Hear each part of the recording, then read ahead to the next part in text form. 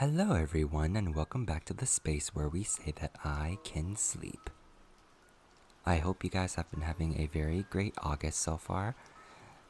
I mean, at this point it's almost over and it's about to be September, so I hope you guys are prepared for the fall season to come. I seriously can't wait for the fall season to come.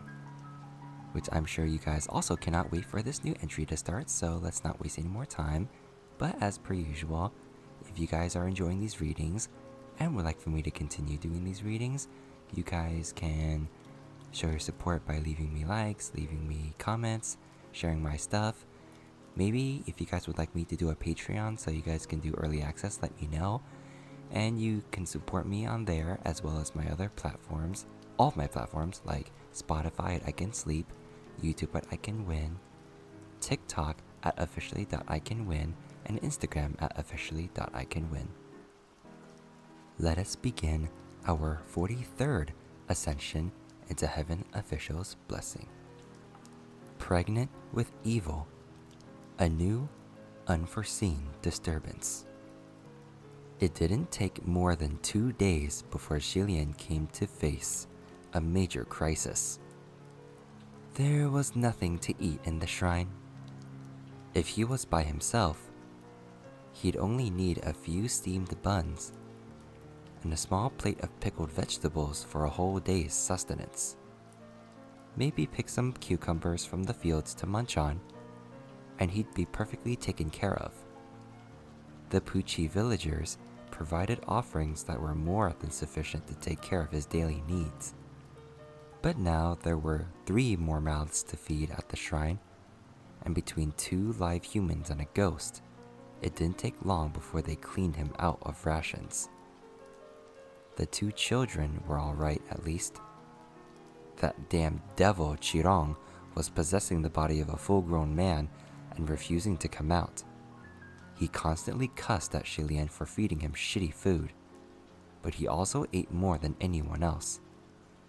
Xilian dearly wanted to stuff his face with stove ash. Once his stores had been completely depleted, Xilian decided to take the 2 little ones out to walk around the markets to see if they could collect some scraps, then find the children a good meal. It bears repeating that Xilian's luck was usually bad, but today he had it particularly hard. After walking all through town, he surprisingly found not a single scrap to be collected.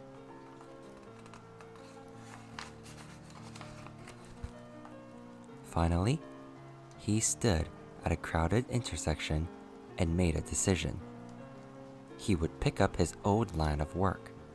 Thus, he ushered the 2 children aside before he stood in the middle of the intersection and called to the crowd in a loud and resonant voice.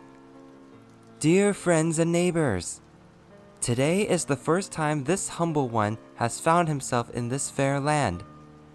I will perform a few shameful tricks. They are embarrassing, but I hope everyone will cut me some slack and give this poor man a hand.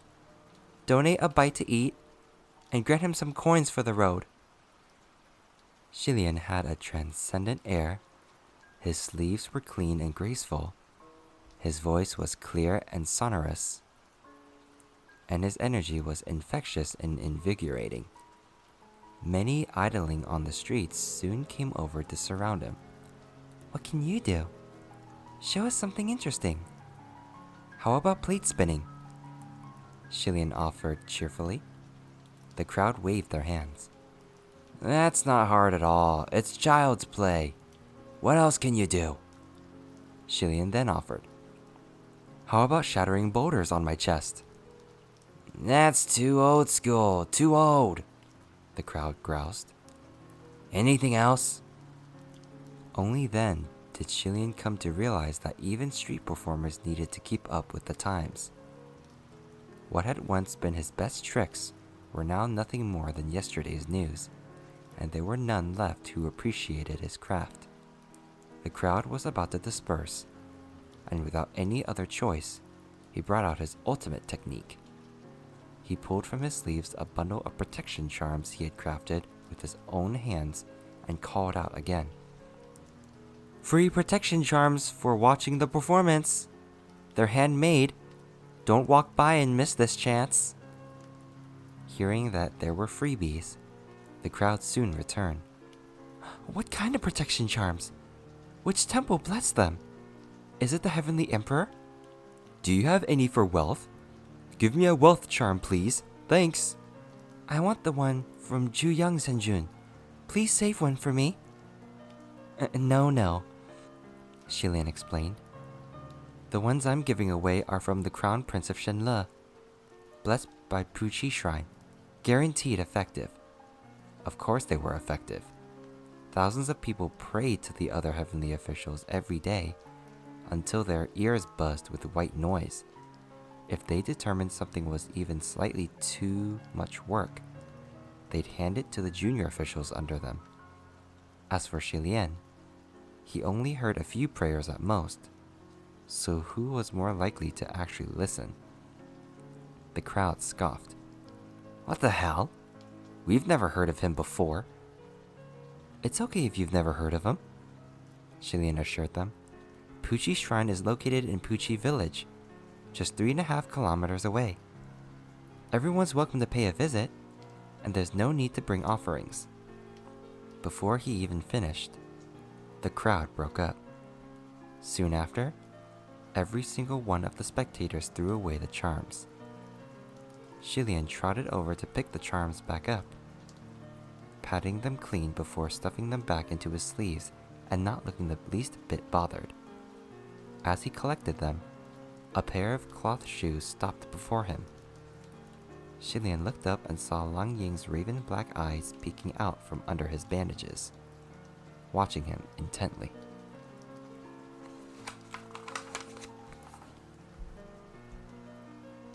What's wrong?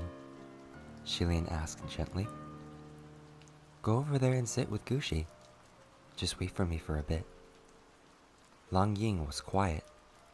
Just then, the doors to a mansion at the end of the large street suddenly burst open. A man was thrown out, followed by angry shouts. Quack, doctor! The pedestrians on the streets immediately rushed over with thundering footsteps to watch the show. The protection charms that hadn't yet been retrieved were instantly crushed, dirtied, and torn by the trampling. Shilian watched speechlessly and gave up on saving them. He made Lang Ying go back to watch over Gushi, then went to check things out himself. As he approached the entrance to the mansion, a man who appeared to be a wealthy merchant was arguing with an old man who appeared to be a doctor. What did you tell me when you came yesterday? The wealthy merchant raged. Didn't you say there was nothing to worry about? How do you explain what happened today? My wife neither fell nor ate anything foul, so how has it come to this? The doctor, however, cried injustice. When I came to diagnose your madam yesterday, she was perfectly fine. I think you need to find a Taoist, not a doctor. The wealthy merchant flew into a rage. He stood with one hand on his hip and the other pointing accusingly. My son isn't yet lost. So why do you curse him, you fake doctor? Watch yourself. I just might sue you for all you're worth. The doctor scooped up his medical case and clutched it close. Even if you sue me, there is nothing to be done. I really can't make sense of that pulse. I've never seen anything like it in my life. The crowd jeered. Find yourself a new doctor. Maybe you should go find a Taoist. Shilian instinctively felt there was something off about this affair, and he raised his hand above the sea of people. Please look here. There's a Taoist here. I'm a Taoist. Everyone turned to look at him, puzzled. Aren't you a street performer? Shilian explained politely. That was only a side gig. Thank you. He walked up to the merchant. Will you bring me to see the esteemed madam? Shrill screaming could be heard from inside the mansion. the ladies in waiting were obviously panicking. The wealthy merchant had summoned a new doctor who hadn't arrived just yet, and men facing a desperate plight will do anything. So he dragged Shilian inside to see his wife with no further questions. And Shilian grabbed the recently expelled doctor on the way in.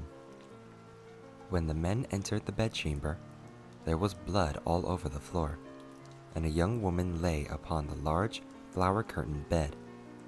Her face was white as a sheet. She was clearly racked by severe pain and acute agony, and would have surely been rolling about hugging her belly if the ladies in waiting had not been holding her down. The moment Shilian walked through the door, all the hairs on his neck raised. This chamber was exceedingly heavy with yin energy, and that energy came from one place: that woman's stomach. Shilian immediately moved to shield everyone behind him and shouted, "Don't move! There's something not right in her belly." The wealthy merchant was terrified. "Is my wife about to give birth?" The doctor and the older ladies in waiting couldn't stand such ignorance, and they snapped at him. "It's only been 5 months. How could she be about to give birth?" The wealthy merchant raged at the doctor. "If she's not about to give birth, and you have no clue what else could be wrong, then you're a quack. You can't even read a pulse." The woman was going to faint, and Shilian shouted again, "Everyone, be quiet." Then he drew Feng Shen. Seeing him suddenly unsheath a long, black, murderous-looking weapon made everyone jump in surprise. "What are you planning?" They saw Shilian release his hand, and the sword actually floated in midair. Now everyone was stunned. Feng Shen hung overhead, the tip of the blade facing down and pointing at the woman's swollen belly. The killing aura of the sword was intense, and all of a sudden, the crowd saw the woman's belly move. Within it, a lump of flesh raised up, jerking left, then right. It thrashed about until finally the woman hacked and coughed violently, and a stream of black smoke spewed from her mouth. Feng Shen was at the ready and immediately struck the black smoke. The son let out a long wail of, "My son!" and instantly passed out, then and there. Shilian called back the sword and sheathed it anew on his back. He then turned to the doctor. "It's fine now." The doctor's eyes were wide and his mouth agape. Shilian waved his hand in front of the doctor a couple times before he tentatively approached. The wealthy merchant looked joyous. "Is my son safe?" But after the doctor felt the woman's pulse, his voice trembled with trepidation as he said, "It's gone." The wealthy merchant was dumbfounded, and after the shock passed, he roared, "Gone? How did she miscarry just like that?" Shilian turned to face him. "The madam didn't miscarry. The baby is gone. Gone. Do you understand?" "What's the difference?" the wealthy merchant demanded. "It's quite different," Shilian said. "Miscarriage is miscarriage. Gone means this. There was a child in madam's belly at first, but that child has now disappeared. The woman's abdomen had been swollen, but sure enough, although it bore no sign of external injury, it was now shriveled in an extremely unnatural-looking way." The wealthy merchant was shocked. "Wasn't my son just in there?" "The thing inside wasn't your child," Shilian explained. "The madam's belly was swollen with that cloud of black smoke."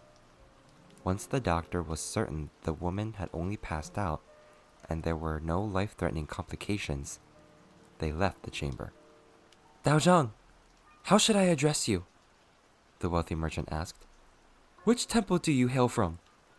Which Shenjun do you worship?" "No need for the polite address.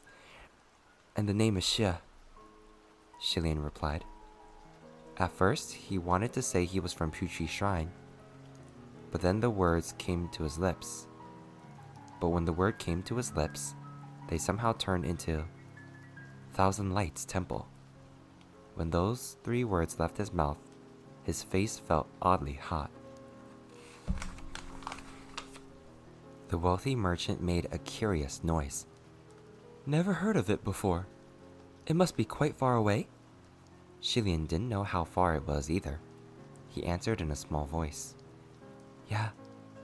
With the pleasantries seen to, the wealthy merchant rushed right to the point, his voice full of horror.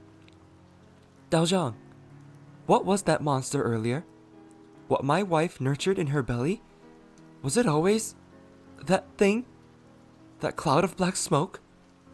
With the change of subject, Shilian also turned serious. It might not always have been. Didn't you say that when the doctor came yesterday, the madam was still perfectly fine? If her pulse was fine then, but erratic today, then I'm afraid it was only last night that something happened to the baby. Please think. Last night, did the madam do anything? Or did anything strange happen? Nothing happened at all last night, the wealthy merchant said. My wife never left the house.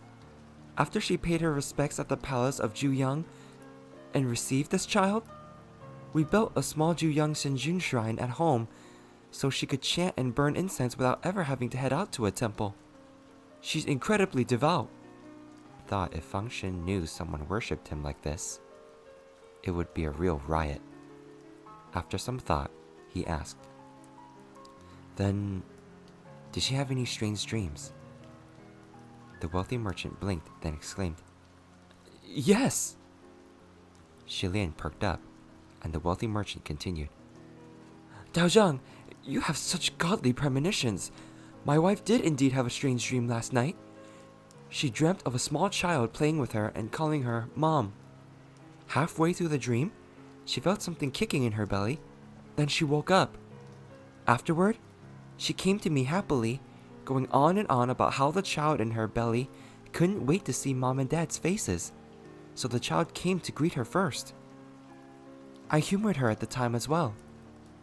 In an instant, Shilian figured it out. He said firmly, It's that child that's the problem. After a pause, he asked, Around how old was the dream child? What did they look like? Did the madam say anything to them? The wealthy merchant was in shock and drenched in cold sweat. I'm afraid she didn't remember. At the time, she told me she wasn't sure how old the child was, only that they were fairly young and were begging for her to cradle them in her arms. When she held them, they were light. Shilian hummed, then said, I'm going to ask a few more questions. Please answer them honestly, or I won't be able to discern the truth. First, are there any conflicts between concubines fighting for favor in this household? Second, has the madam in question ever aborted a child? He asked about conflicts between concubines to determine if this was a curse born from mad jealousy. When women locked within the depths of a harem grew jealous, they were capable of anything. He asked about abortion because if a child was aborted for questionable reasons, then a grudge might linger in the mother's body and cause a new baby to suffer. Under Shilian's questioning, the wealthy merchant truthfully confessed the whole story. Unbelievably, Shilian was spot on. Not only did the merchant have a number of concubines in his household who constantly bickered amongst themselves, he also had an outside lover impatiently waiting for him to take her in. Later, the madam's servant girl also reported that her mistress had originally only been a concubine herself and had been impregnated by the merchant once before. The madam listened to the flawed diagnosis of street homeopaths who declared her baby a girl, and since she wanted a boy, she aborted the child. After listening to all this, Shilian felt his head swim.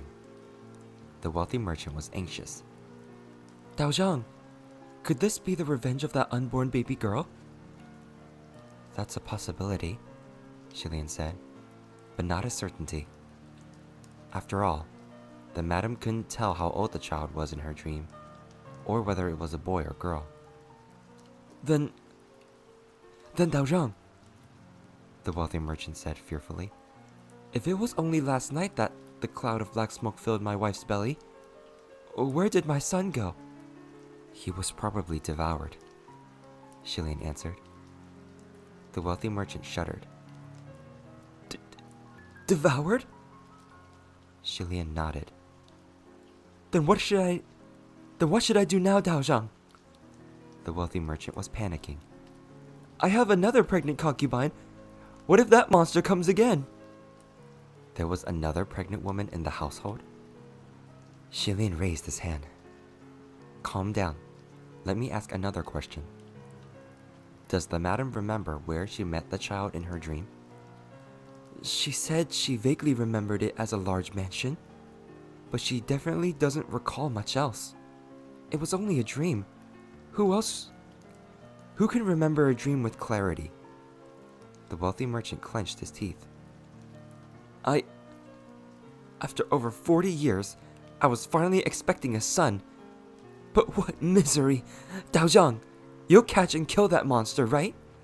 I can't let it harm any more of my family. Don't panic. Shilian comforted him. I will do my best. The wealthy merchant was joyous, and he rubbed his hands together. Excellent, most excellent. Does Dao Zhang need anything? Compensation of any sort won't be a problem. Shilian declined his offer, however. I don't need compensation, but I do have a few things for which I'd like to request your assistance. First, please find me a set of casual women's clothing. It must be loose enough for a man to wear. Also, I'm afraid I'll need a lock of hair from the expecting concubine to craft a spell. The wealthy merchant gestured to his servants. Are you lot taking notes? Second, please advise your expecting concubine to sleep in a different chamber, Shilian continued. No matter where or when, if she should hear the voice of a strange child calling her Mom, she must not answer. She absolutely must not answer. It's best if she doesn't even open her mouth. People often don't realize they're dreaming, and their senses and self-awareness becomes dull. But if you deeply ingrain this in her mind, perhaps by repeatedly reminding her in her ear as she sleeps, maybe it will work. The wealthy merchant acknowledged the instructions. Shilian then said, And third, I have 2 little ones with me today. Please take care of them and give them something to eat. For small things like that? Never mind 2 requests. I would fulfill 100 for you, the wealthy merchant exclaimed. Finally, it had come to the most important item, Shilian said. 4. He took from his sleeves a protection charm blessed by Puxi Shrine and handed it over with both hands and great solemnity. Please take this protection charm and cry, Your Highness the Crown Prince, please protect me. That way, this case will be marked under my shrine's title. That night, Shilian once again changed into women's clothing. Although he was no stranger to cross-dressing by now, it was his first time pretending to be a pregnant woman. It took him no more than half an instant's time to get his makeup on, and once his face was painted, he stuffed a pillow up his skirts to give himself a belly, with the lock of hair from the expecting concubine hidden in said pillow. He was calm as he lay on the bed and slowed his breathing. It didn't take long before he fell deeply asleep. An unknown amount of time passed. Shilian slowly opened his eyes. The sight before him was no longer the bedchamber of the wealthy merchant's concubine. It was a resplendent pavilion. Xilian's first reaction was to feel for whether Feng Xin was still next to him, and when he felt it was so, he relaxed. Feng Xin was a sacred sword, after all, so it was bound tightly to his person. After that, he slowly sat up, but he found the bottom of his palms to be strangely sticky. When he raised his hands to look, he discovered he was lying on a bed covered in a terrifyingly large pool of blood. It had not yet dried, and it had painted him an alarming shade of red. Xilian was used to strange sights, so he calmly got out of bed. He took a couple steps and suddenly felt something drop from him. Looking down, it was the pillow, and he hastily picked it up and stuffed it back under his skirts. As he took another few steps, his belly dropped again, so he had to keep holding onto it with both hands as he surveyed his surroundings. Having grown up in a royal palace, he had been unconsciously influenced by the things he saw and heard there, so when it came to beauty, Xilian had his own metric of judgment. While this little establishment looked exquisite, it was filled with a certain feminine fragrance. If he had to guess, it was a restaurant or a place of pleasure. Regarding the architecture, the style was really quite old, very much like a building from centuries ago, although he couldn't pinpoint when. With such evidence on hand, this was unlikely to be a haunting born from the wealthy merchant's aborted baby girl. When evil spirits created illusions, they could only draw on what they knew. The setting of a centuries-old establishment could only come from an evil spirit equally as old. Walking around the area, Xilian found no one, and he returned to the chamber where he had first lain down. It was a woman's bedchamber. Pulling out the drawers of the vanity, inside he found baby clothes and toys such as dolls and rattling drums. Xilian studied each object and found them to be brand new and stored with care. These items had been cherished, meaning, to this child, this woman was full of love and affection. Xilian rummaged further and was suddenly taken aback. Within those baby clothes was a protection charm, and that protection charm was his own. Flabbergasted, Xilian had to verify it thrice. It wasn't a mistake. It was absolutely his protection charm, and it wasn't one of the simple charms he'd crafted recently. The ones for which he went into the mountains to pick herbs, sewed by hand and drew by hand, and tied with a red thread. This was the protection charm that almost everyone in the kingdom of Shenle had owned 800 years ago, during the peak prominence of the Crown Prince of Shenle. The material and design was intricately exquisite, and it was stamped with the details of its provenance and whether it had been blessed. Could the lady of this establishment have once been one of his believers? In that dead silence, Xilian suddenly heard the sound of giggling. It was clearly the laughter of a baby. It came abruptly and echoed everywhere in the room, which obscured its source. Xilian didn't move or react, but his mind churned. That laughter sounds familiar. Where have I heard it before? Just where? Then it hit him. A memory of a child's voice surfaced. New bride in the red bridal sedan. Bring me dear past the hills, mile under the bridal veil. It was the voice of that child spirit he'd heard at Mount Yujun when he was in the marriage sedan. When Xilian snapped out of it, the laughter also came to an abrupt stop. He turned around swiftly, but saw no trace of the singer. After the affair on Mount Yujun, he'd asked about the child spirit in the spiritual communication array. But everyone told him there, But everyone told him there was neither child spirit nor anything of the sort to be found on the mountain, and only he had heard the voice. This was the second time this child spirit had appeared before him. So was it a coincidence? Or was it deliberate? The child spirit stopped laughing and called out, "Mom?" That call came from nearby, but Shilian couldn't figure out where. He stood there, unspeaking, holding his breath, his ears intent. After some silence, the child called out again, "Mom, hug me."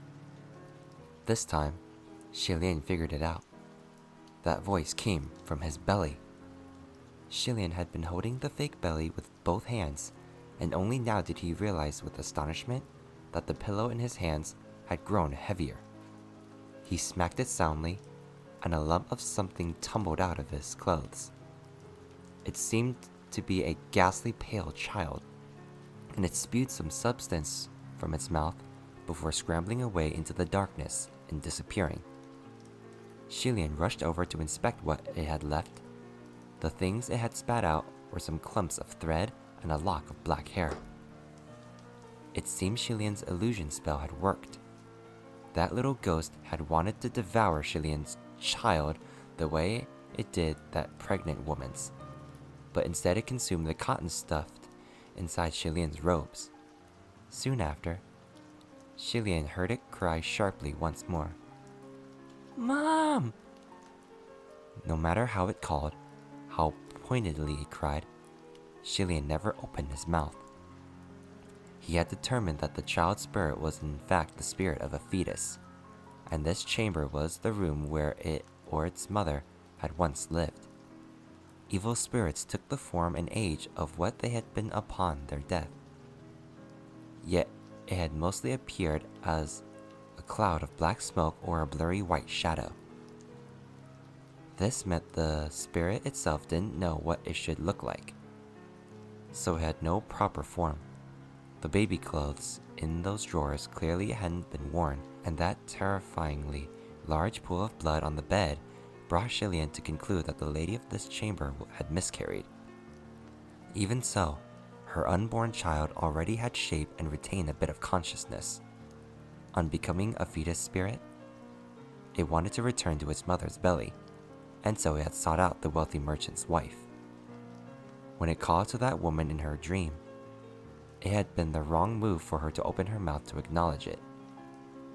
It must be said that the bond between mother and child is special, and therefore acknowledging the title was a form of permission. When she opened her mouth, she gave the evil thing a chance to enter. The little ghost dove in, slid into her belly, and devoured the original fetus like a cuckoo in the nest. Shilian was a man, but he wasn't sure whether the child spirit would take the chance to sneak into his belly if he opened his mouth. Just in case, he thought it best to keep his lips shut. Keeping them tightly sealed and gripping Fengshin in hand, Shilian searched for traces of the child. He had always possessed an exceedingly sharp instinct for danger, something that had been refined through thousands of battles. Even without a clear line of sight, as long as he had a hunch, he could thrust his sword and hit the mark 9 times out of 10. Shilian's strikes were weakened in the child spirit's illusion, but after multiple hits, the spirit seemed less inclined to those bouts of laughter. After doing this for a while, Shilian felt a sudden pain spike in the bottom of his feet. Shilian felt a sudden pain spike in the bottom of his foot, and he paused briefly. It seemed he had stepped. The child spirit saw him fall for its trap and cackled slyly. Though the voice was tender, it was a sound that couldn't have come from a small child, but rather a malicious grown man. It made for a sharp, distinct contrast, and quite a creepy one indeed. However, Shilian's face never even twitched, and he didn't slow his pursuit. With a flick of his hand, he struck out with his sword again, and the blade pierced its target once more. It had played with fire and was burned, The child spirit yelped in pain and hid far, far away. Only then did Shilian take a glance under his boot. It turned out he had stepped on a small, thin needle planted onto the floor, pointing straight up. It had obviously been placed by the child spirit on purpose in the hopes that Shilian would cry out in pain. However, it miscalculated. Shilian was excellent at tolerating pain. Never mind stepping on a needle. If his leg were caught in a giant snare, he wouldn't utter a sound if the situation called for him to bear it in silence. That tiny little needle was buried deep in his foot, and Shilian wanted to pull it out at first, but since the child spirit scurried away after the setback, he was afraid it would take this chance to escape and continue to harm others. So he chased it out of the chamber with the needle embedded in his foot. After a while, he stopped feeling the pain and was able to run like the wind. There was no sight of the child spirit anywhere in the building, and Shilian was baffled. Was it actually scared off by my attacks? Just then, without a breeze in the night air, a nearby window opened by itself. Shilian immediately rushed over, but was shocked by what he saw. Outside the window, there was no sign of streets, no mountains, no pedestrians, only a deep, bottomless lake. On the other side of this lake, there was a house, and in that house there sat two small children, Lang Ying and Gushi, eating at a table. They didn't seem to notice the thick, black swirl of smoke directly above their heads, which cackled and cried out in a sharp voice. "Mom! Mom!" Shilian's heart lurched. His hands gripped the windowsill, ready to warn them aloud. But then he remembered not to open his mouth and forced his voice back down. Although this was nothing more than the child spirit's illusion, he didn't know whether Lang Ying and Gushi had truly been pulled in. If they had, then any harm they suffered here would affect their real bodies. He searched for a vase or something to hurl over as a warning, but he couldn't find anything suitable. Tables and chairs wouldn't fit through the window, and on top of that, the lake separated the two buildings. Did this mean he had to swim over? Just then, Gushi yawned, looking listless. The cloud of black smoke suddenly gathered, ready to slip into his mouth. Children's bodies had terribly weak defenses when it came to such things. The spirit might be able to intrude even without permission. Shilian had no time to think about swimming. In a split-second decision, he shouted, "Close your mouth! Run!" The moment he shouted, Lang Ying and Gushi jolted awake, closing their mouths in surprise as they leapt to their feet. The child spirit, however, had suddenly disappeared. In the next second, a cloud of black smoke exploded in Shilian's face. Even though Shilian closed his mouth the moment after he shouted, he could feel a stream of cold air snaking down his throat. It was the black smoke entering his stomach. His innards were numb, as if everything inside him had frozen in a matter of seconds. Shilian gritted his teeth and hastily tore apart a few protection charms. He dug out the herbs and charmed papers within and stuffed them into his mouth, chewing with force and swallowing. It didn't take long before his throat itched, and that cloud of black smoke was retched back out. Shilian covered his mouth with his sleeve, coughing non-stop and choked by tears. His mind raced to find another countermeasure. Even after the cloud of black smoke was forcibly vomited out, it still swirled about and relentlessly clung to his body. Shilian pushed himself onto the windowsill, raised himself up, and leapt into the lake outside. With a splash, Shilian plunged deep into the heart of the lake.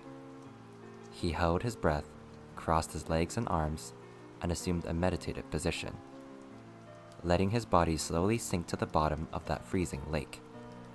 Once his heartbeat returned to normal, he looked up and could somewhat make out the black fog swirling above, blocking off the surface of the water.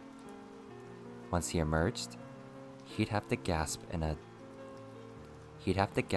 deep breath, and in doing so, he would surely suck the child's spirit into his stomach.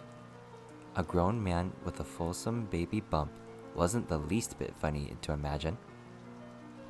His leap into the water had only been meant to give himself some time to think. It didn't take long for Shilian to come up with a counterattack. So what if I swallow it? I'll just swallow Feng Xin right after. He learned that trick when performing on the streets. Although it might hurt, whatever. As long as the child spirit could be captured. With his mind thus made up, Shilian released his arms and started swimming upward. But the muffled sound of sloshing water came from above, and suddenly a vast expanse of burning, vivid crimson red flooded his vision. A tangle of winding, raven-black locks obscured his sight, though nothing could be seen through the splashing water and schools of air bubbles. Shilian blinked, trying desperately to bat away the thousands upon millions of lingering crystalline bubbles.